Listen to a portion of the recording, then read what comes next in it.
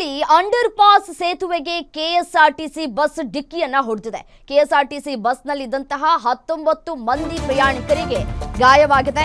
Bengaluru Mysuru highway service ರಸ್ತೆಯಲ್ಲಿ ನಡೆದಿರುವಂತಹ ಘಟನೆ ಇದು.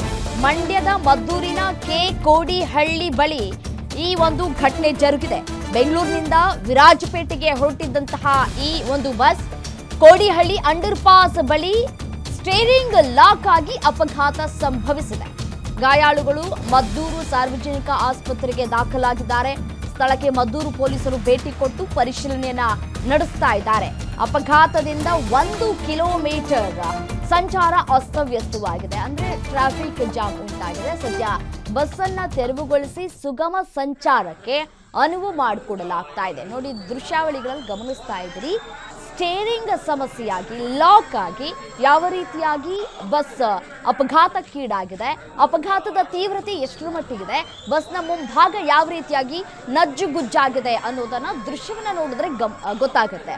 ಸದ್ಯಕ್ಕೆ ಇದೀಗ ಮುಂಭಾಗದಲ್ಲಿ ಯಾರು ಕೂತಿದ್ರು ಅವರಿಗೆ ಸ್ವಲ್ಪ ಗಾಯಗಳಾಗಿದೆ ಹೆಚ್ಚು ಅಂತ ಕೂಡ ಹೇಳಲಾಗ್ತಾ ಇದೆ.